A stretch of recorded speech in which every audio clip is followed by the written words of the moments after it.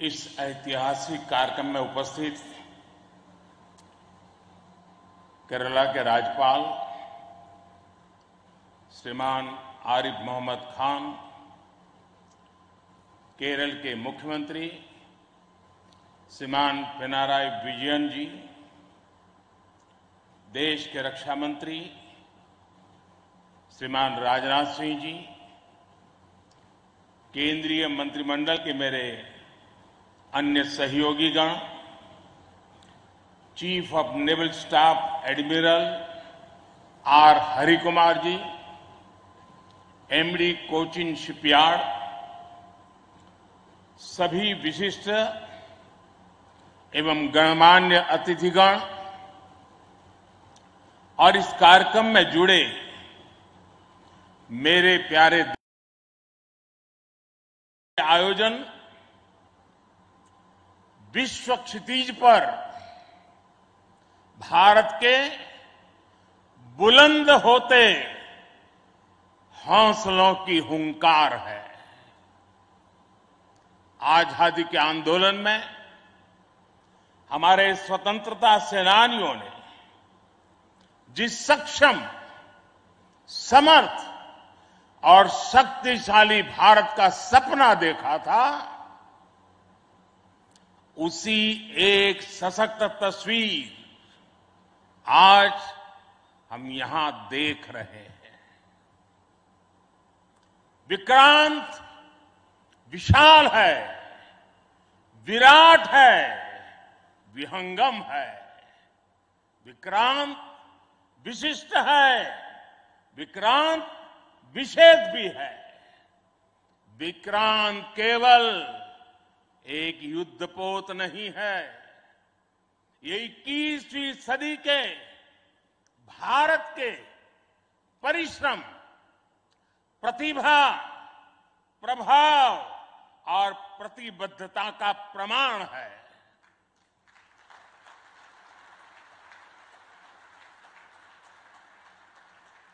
यदि लक्ष्य दुरंत है, यात्राएं दिगंत है, समंदर और चुनौतियां अनंत है, तो भारत का उत्तर है विक्रांत।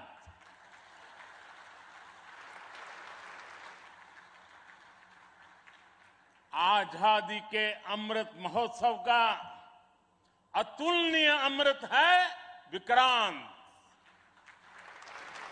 आत्मनिर्भर होते भारत का अद्वितीय प्रतिबिंब है विक्रांत।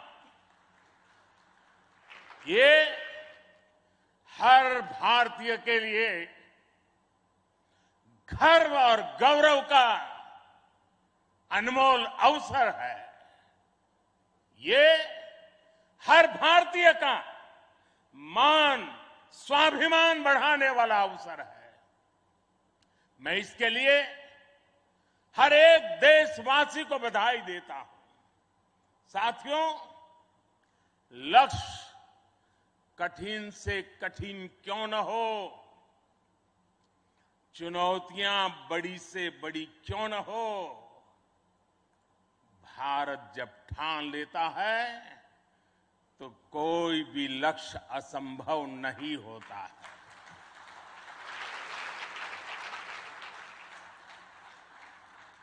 आज भारत विश्व के उन देशों में शामिल हो गया है जो स्वदेशी तकनीक से इतने विशाल एयरक्राफ्ट कैरियर का निर्माण करता है।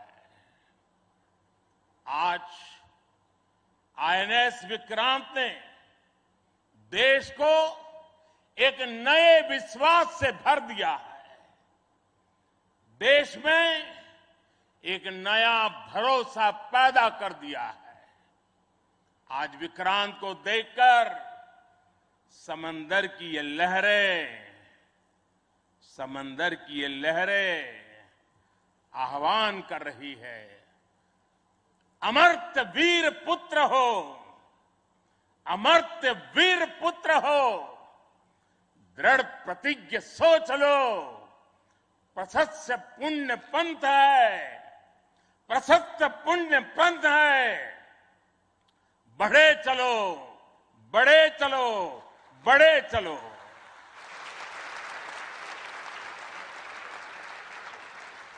साथियों, इस ऐतिहासिक अवसर पर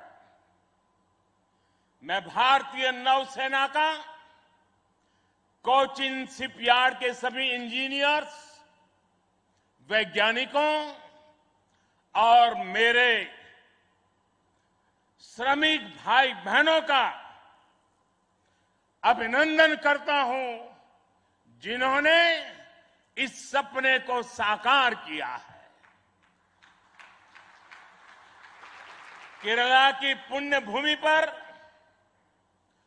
देश को ये उपलब्धि एक ऐसे समय पर मिली है जब ओणम का पवित्र पर्व भी चल रहा है। मैं सभी देशवासियों को इस अवसर पर ओणम की हार्दिक शुभकामनाएं भी देता हूं। साथियों, आईएनएस विक्रांत के हर भाग की अपनी एक खूबी है, एक ताकत है, अपनी एक विकास यात्रा भी है। ये स्वदेशी सामर्थ्य, स्वदेशी संसाधन और स्वदेशी कौशल का प्रतीक है। इसके एयरबेस में जो स्टील लगी है, वो स्टील भी स्वदेशी है। ये स्टील डीआरडीओ के वैज्ञानिकों ने विकसित किया, भारत की कंपनियों ने प्रोड्यूस किया। एक युद्धपोत से भी ज्यादा एक तैरता हुआ एयरफील्ड है, एक तैरता हुआ शहर है। इसमें जितनी बिजली पैदा होती है, उससे 5000 घरों को रोशन किया जा सकता है। इसका फ्लाइट डेक भी 2 फुटबॉल ग्राउंड के बराबर है। विक्रांत में जितने केबल्स और वायर्स इस्तेमाल हुए हैं, वो कोची से शुरू हो तो काशी तक पहुंच सकते हैं।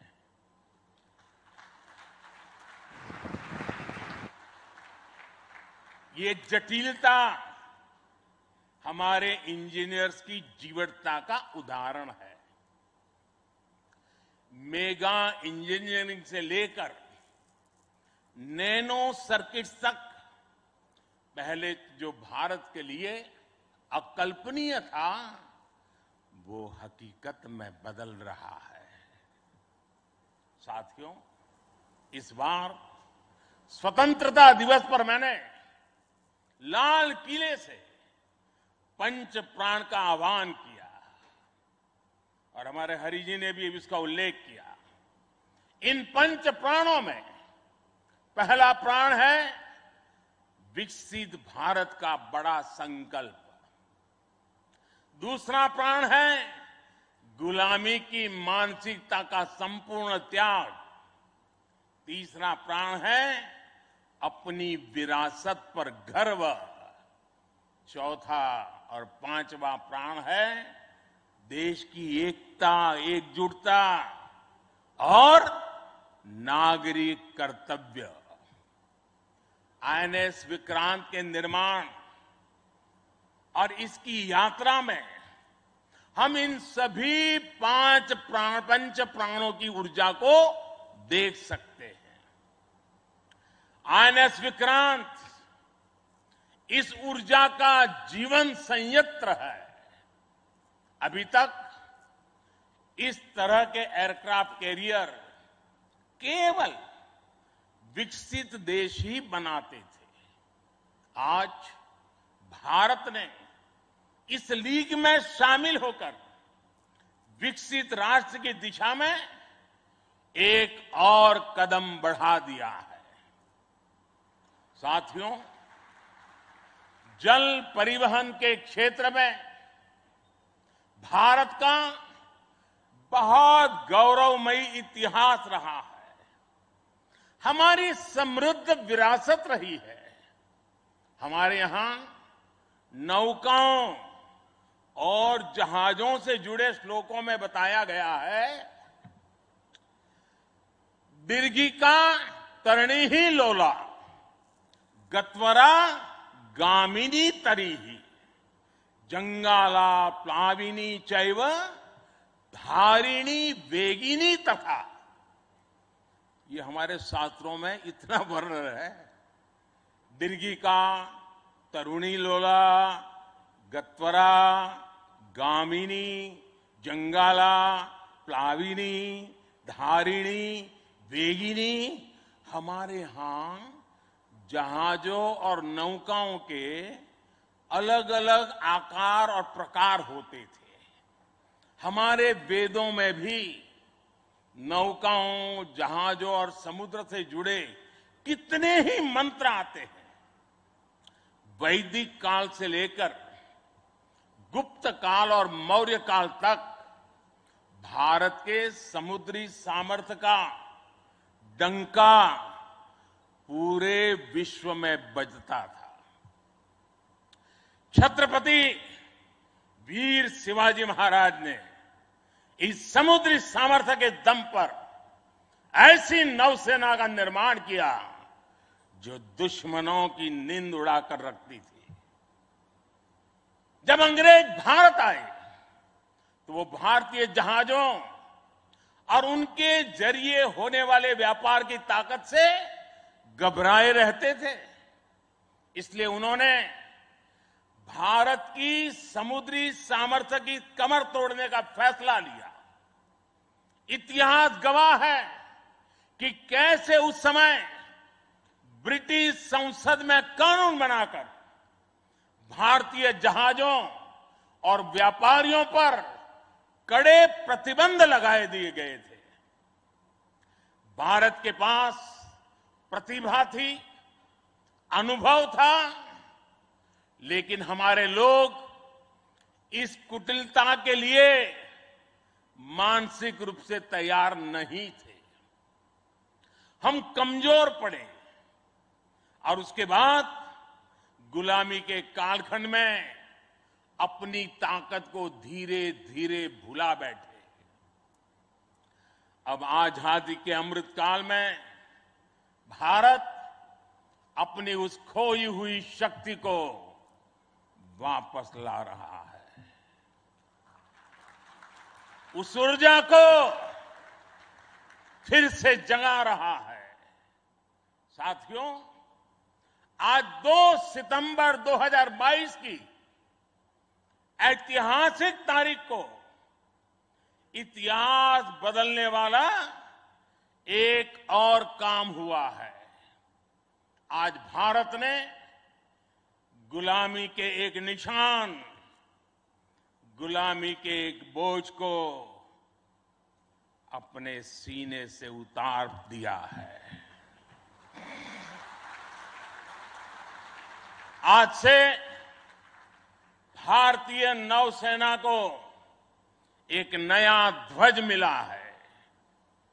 अब तक भारतीय नौसेना के ध्वज पर गुलामी की पहचान बनी हुई थी, लेकिन अब आज से छत्रपति शिवाजी महाराज से प्रेरित नौसेना का नया ध्वज समंदर और आसमान में लहराएगा।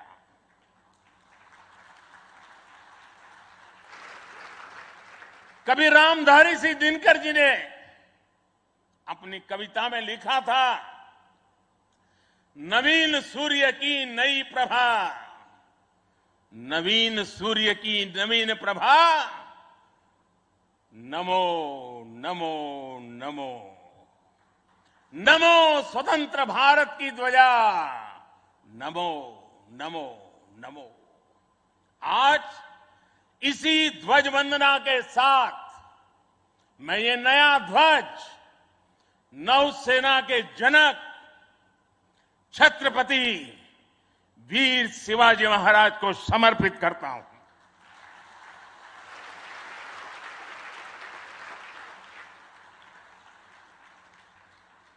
मुझे विश्वास है भारतीयता की भावना से ओतप्रोत ये नया ध्वज भारतीय नौसेना के आत्मबल और आत्मसम्मान को नई ऊर्जा देगा।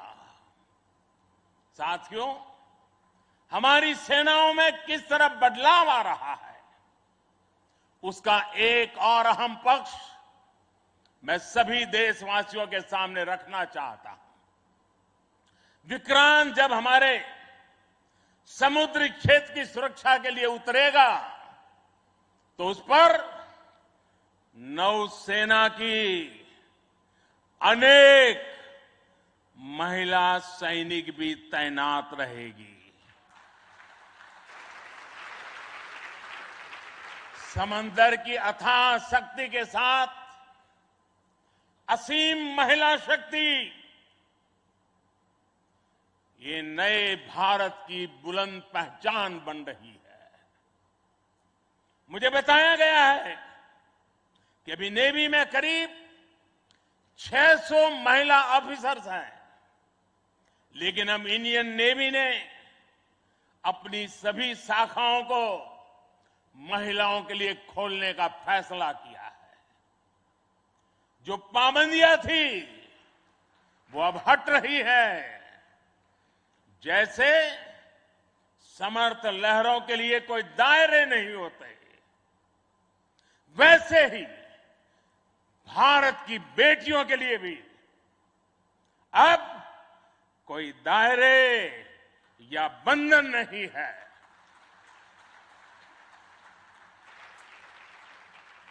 अभी 1-2 साल पहले विमेन ऑफिसर्स ने तारिणी बोट से पूरी पृथ्वी की परिक्रमा की थी। आने वाले समय में ऐसे पराक्रम के लिए कितनी ही बेटियां आगे आएगी, दुनिया को अपनी शक्ति से परिचित करवाएगी। नेवी की तरह ही तीनों सशस्त्र सेनाओं में युद्धक भूमिकाओं में महिलाओं को शामिल किया जा रहा है। उनके लिए नई जिम्मेदारियों के रास्ते खोले जा रहे हैं। साथियों, आत्मनिर्भरता और आजादी को एक दूसरे का पूरक कहा जाता है। जो देश जितना किसी दूसरे देश पर निर्भर है, उतना ही उसके लिए संकट है। जो देश जितना आत्मनिर्भर है, वो उतना ही सशक्त है। कोरोना के संकट काल में हम सभी ने आत्मनिर्भर होने की इस ताकत को देखा है, समझा है, अनुभव किया है। इसलिए आज भारत आत्मनिर्भर होने के लिए पूरी शक्ति से काम कर रहा है। आज अगर अथाह समंदर में भारत की ताकत का उद्घोष करने के लिए आईएनएस विक्रांत तैयार है, तो अनंत आकाश में यही गर्जना हमारे तेजस कर रहे हैं। इस बार 15 अगस्त को पूरे देश ने लाल किले से स्वदेशी तोप की हुंकार भी सुनी है। आजादी के 75 साल बाद सेनाओं में रिफॉर्म करके भारत अपनी सेनाओं को निरंतर आधुनिक बना रहा है, आत्मनिर्भर बना रहा है। हमारी सेनाओं ने ऐसे उपकरणों की एक लंबी लिस्ट भी बनाई है जिनकी खरीद अब स्वदेशी कंपनियों से ही की जाएगी। डिफेंस सेक्टर में रिसर्च और डेवलपमेंट के लिए 25% बजट भी देश की यूनिवर्सिटीज और देश की कंपनियों को ही उपलब्ध कराने का निर्णय लिया गया है। तमिलनाडु और उत्तर प्रदेश में 2 बड़े डिफेंस कॉरिडोर भी विकसित हो रहे हैं। डिफेंस सेक्टर में आत्मनिर्भरता के लिए उठाए जा रहे इन कदमों से देश में रोजगार के अनेकों नए अवसर पैदा हो रहे हैं। साथियों, एक बार लाल किले से मैंने नागरिक कर्तव्य इसकी भी बात कही है। इस बार मैंने उसको दोहराया भी है। बूंद बूंद जल से जैसे विराट समंदर बन जाता है, वैसे ही भारत का एक एक नागरिक वोकल फॉर लोकल, अगर वोकल फॉर लोकल के मंत्र को जीना प्रारंभ कर देगा तो देश को आत्मनिर्भर बनने में अधिक समय नहीं लगेगा। जब सभी देशवासी लोकल के लिए वोकल होंगे तो उसकी गूंज सिर्फ भारत में ही नहीं बल्कि पूरी दुनिया में सुनाई देगी। और देखते ही देखते दुनिया के जो भी मैन्युफैक्चरर होंगे उनको भी मजबूरन भारत में आकर के मैन्युफैक्चरिंग के रास्ते पर चलना पड़ेगा। ये ताकत एक एक नागरिक के अपने आप में तजुर्बे में है। साथियों, आज जिस तेजी से वैश्विक परिवेश बदल रहा है, वैश्विक परिदृश्य बदल रहा है, उसने विश्व को मल्टीपोलर बना दिया है।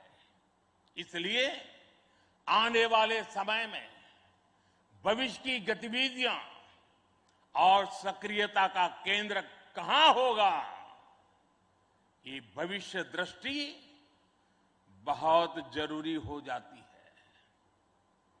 उदाहरण के तौर पर पिछले समय में इंडो पैसिफिक रीजन और इंडियन ओशन में सुरक्षा चिंताओं को लंबे समय तक नजरअंदाज किया जाता रहा, लेकिन आज ये क्षेत्र हमारे लिए देश की बड़ी रक्षा प्राथमिकता है।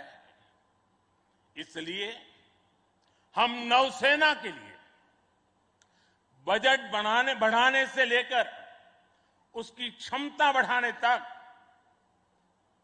हर दिशा में काम कर रहे हैं। आज चाहे ऑफशोर पेट्रोल वेसल्स हो, सबमरीन्स हो या एयरक्राफ्ट कैरियर्स हो, आज भारत की नौसेना की ताकत अभूतपूर्व गति से बढ़ रही है। इससे आने वाले समय में हमारी नेवी और मजबूत होगी। ज्यादा सुरक्षित सी लेन्स, बेहतर मॉनिटरिंग और बेहतर प्रोटेक्शन से हमारा एक्सपोर्ट, मैरीटाइम ट्रेड और मैरीटाइम प्रोडक्शन भी बढ़ेगा। इससे केवल भारत ही नहीं बल्कि दुनिया के दूसरे देशों और विशेषकर हमारे पड़ोसी मित्र राष्ट्रों के लिए व्यापार और समृद्धि के नए रास्ते खुलेंगे।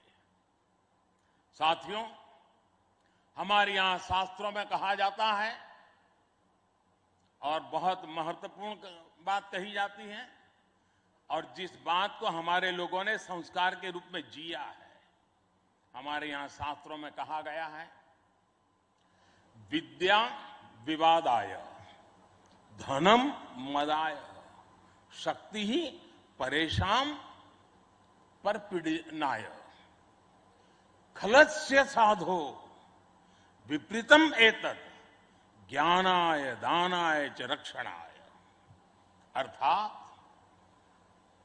दुष्ट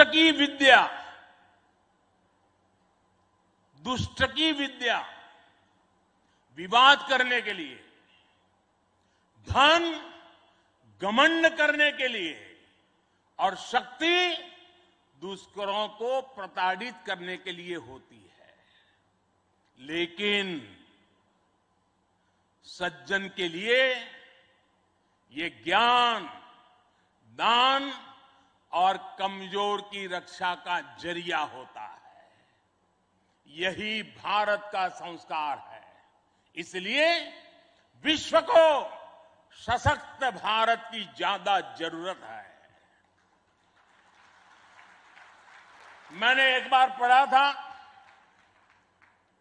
कि एक बार जब डॉक्टर एपीजे अब्दुल कलाम से किसी ने पूछा कि आपका व्यक्तित्व तो बड़ा शांति प्रिय है, आप तो बड़े शांत व्यक्ति लगते हैं, तो आपको हथियारों की क्या जरूरत लगती है? कलाम साहब ने कहा था,